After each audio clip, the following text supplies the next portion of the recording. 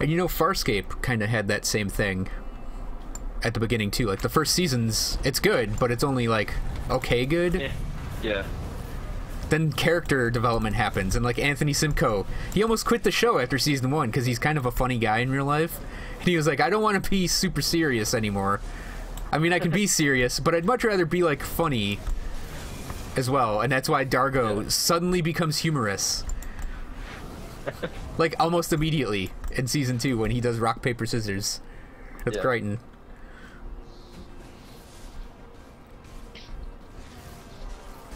I really enjoy Farscape as well. Probably not as much as Babylon 5. Like, I've watched B5 a little bit more, but I do really like Farscape. They're both definitely from an era of TV show that'll probably never exist again. Yes, true. Oh, hey, speaking of eras of TV shows, how about Daredevil? Oh man, you did possibly a better segue than I was coming up with. Where I was like, speaking of season 2s that have great character development, Daredevil. Yeah, Daredevil was great. No. You can go ahead, because whoa.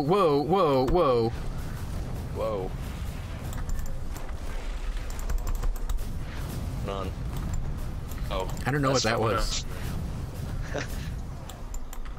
Oh, it was Void I Callers. watched 4 episodes of Daredevil, called it a night, and then I watched the remaining 9 in one sitting.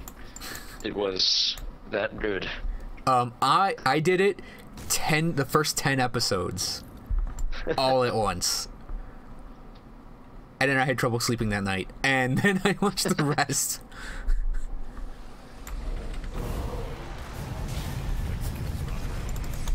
I have honestly, like, I'm not just fanboying over it, although I would gladly do that too. I have honestly never seen a performance on stage or on TV or in a movie as good as The Punisher's. Like, his performance in season 2 was phenomenal. He was great. That scene when he's confessing about what happened to his family, and he said he didn't read to his daughter, was just it hurt. It was enthralling and it hurt. And this is a little thing, and I was talking in the last recording we did about how that's a lot of guys. About how I look at the way things are made and shot, and in that scene he says the words a lot. Yes. And it's like, it's such a little thing, but it makes him feel so much more real because he's not like reading dramatically. He's talking like a person. And as someone who has weird verbal tics, I almost mispronounced. It's like, that's how real people talk. They have little tics, and when they're emotional, they don't, or doing other things like playing a game, they don't speak properly. Their brains are running while they're trying to talk. And it was just such a little thing that was so great about that scene.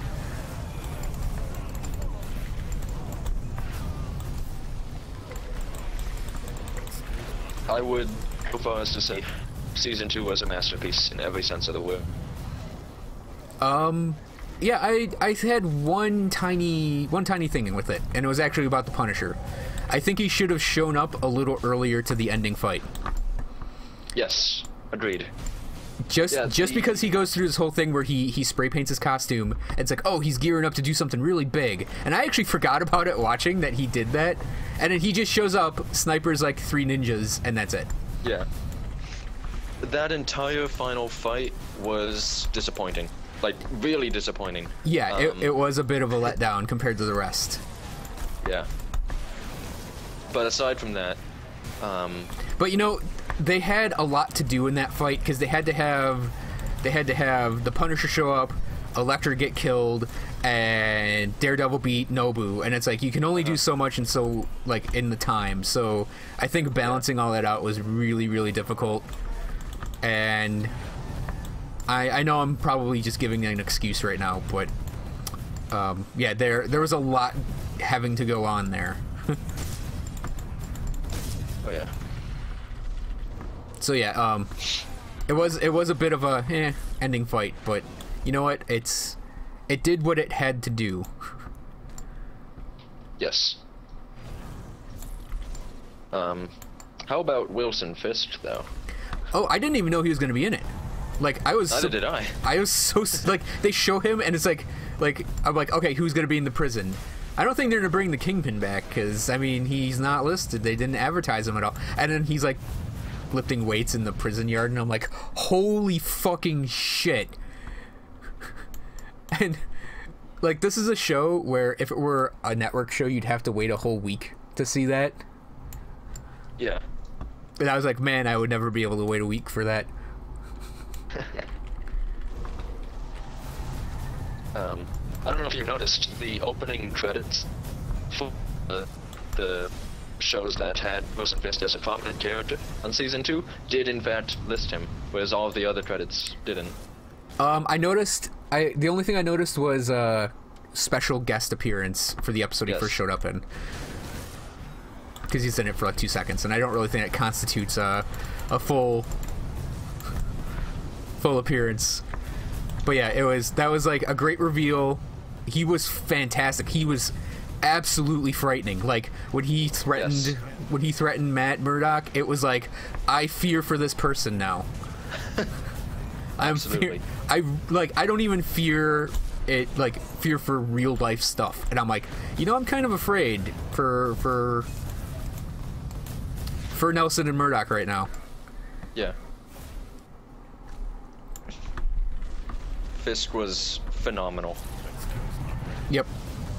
Not as good as the Punisher in my opinion, acting-wise, but really, well, he like such a minute difference between the two. I wouldn't bash on one or the other either way. Nope. Well, the whole thing with Fisk is like the way they portrayed him in this show is so like unique to a villain. Yes. Because he's got that little bit of like coyness, and he's almost like autistic. Mm-hmm. And it's like, it's so just a normal show. Like, I was ragging on Zack Snyder a little bit, but if Zack Snyder were making, say, Daredevil, oh man, I died. I got greedy and died. Like if someone got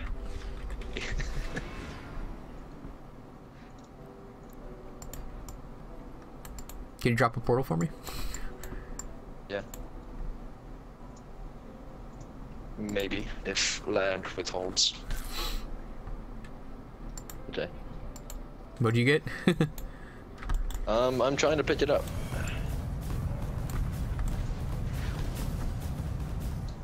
I don't know if that's gonna happen.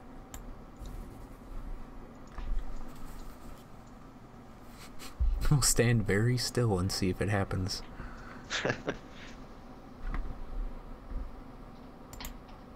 Well, I got hand gods of justice. Oh, okay. So, goodbye forever, I guess. I have those. I have those floating around if you want them. I have a couple. Okay. It feels like such a bibble behind. I can imagine. But yeah, it's like, it's just a lesser creative team would have just made him a mustache twirler, or like generically angry evil. And it's like he's like soft but still like he is evil, but you understand it. Like they did a really great job establishing that. Yeah, like I think what I like most about him is that he has a very clearly defined weakness, and Matt Murdock realized that and tried to take advantage of it, which blew up in his face. Yeah. And that's not really something you see with, comic villains and stuff. Nope.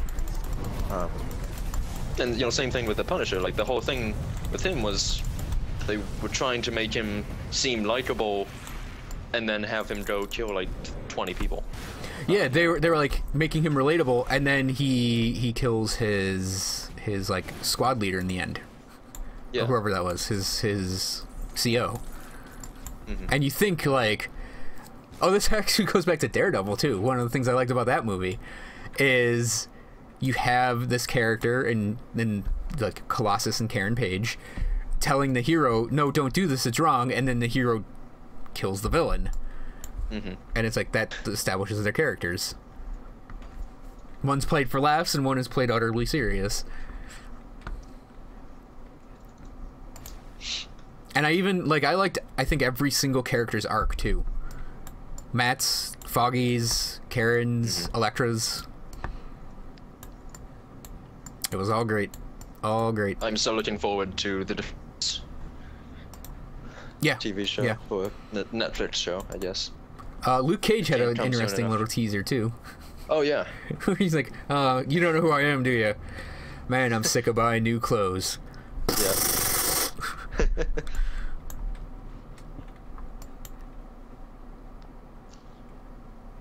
Now what?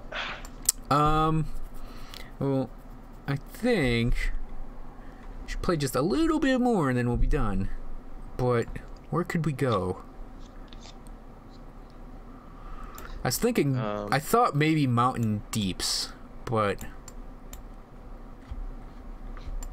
it's not exactly out of the way, but I'd be down for that. Okay. Yeah, Mountain Deeps works. Because you only go through it once. Yeah. I mean, unless you want to twice if you missed Dahlia. Yeah, yeah. Or the shrine in normal. But yeah, like, I love that Elektra's portrayed as like a little kid that's an adult. Especially near the end when she's like, you think I'm good? And then she's like, oh, she's turning over a new leaf. And then she kills a ninja right in front of Matt. Yeah. Just outright, straight up slits his throat. And I actually, this is another thing. I liked how brutal everything was this season. Yes. Like that's a full-on horror. Last season too, but oh yeah, but this was like a full-on horror movie, like slash across the throat. Makeup, Quentin Tarantino blood geyser. It was like, I rarely say, man, that murder was great, but that was great.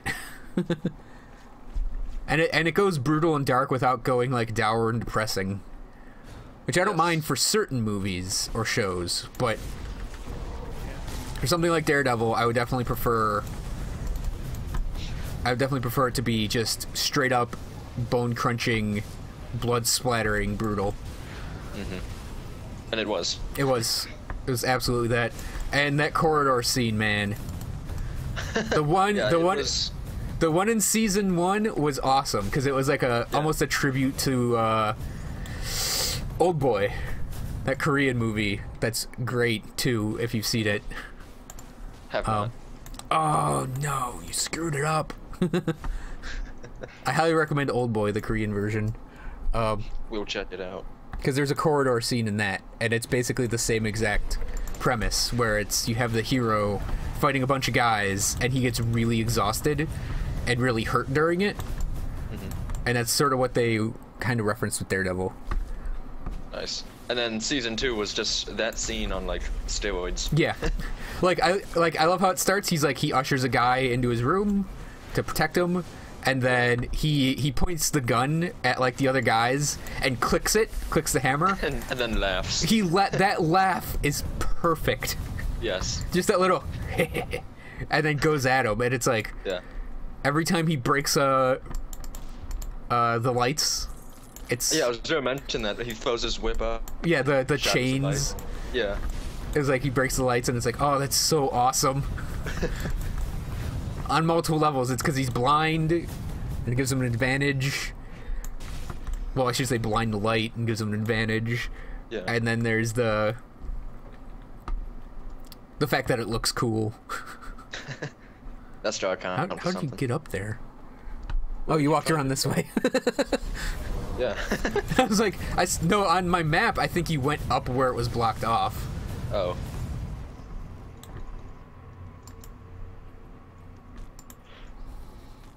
But yeah. And then even like Karen Page's story, where she becomes a reporter. Yes. And the Oh, you cut out again. saying that the references to Ben Urich were very touching as well. Yep.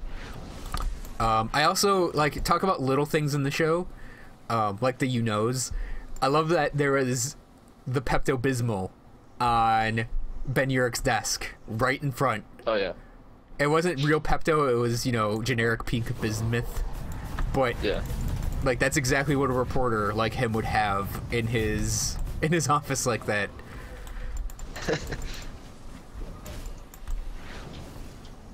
Oh, no, that's not you. That's a Trog. There's just a guy running around me, and I'm like, what's going on? Oh, it's a bad guy. Okay. So I equipped Gazer Man, but it's not showing on my screen. It's on mine. Nice. Oh. Don't worry, your gazer powers are on the record. Good. I don't have the ability yet, which is perfectly ironic. And the record sees it. I think the only thing I kind of want to see more, actually, are references to the other characters. Because there was one for Jessica Jones and one to Luke Cage, and that was it. Yeah, definitely. I'm kind of almost hoping, because I know, well, at least I think Patsy Walker's arc is going to be, in season 2 of Jessica Jones, is going to be her addiction to the superhero medicine. Oh yeah. I think they're going to go that route because they mentioned she's an addict in season 1. Mm-hmm. Okay, I see where we need to go. Yeah, I just found it too. Treasure trove. Giant.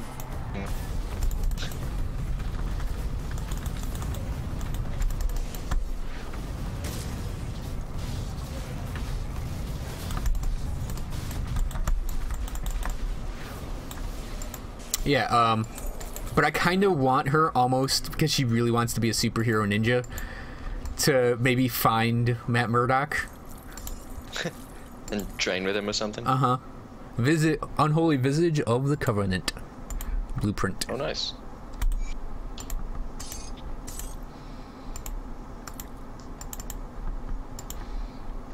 And I kind of hope that maybe she gets costumes from Mr. Potter from Gladiator. Oh, yeah.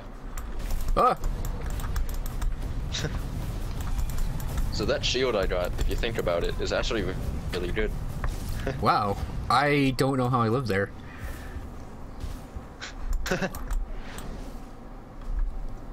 Oh, yeah, because it has the high defenses and you freeze stuff. Mm-hmm.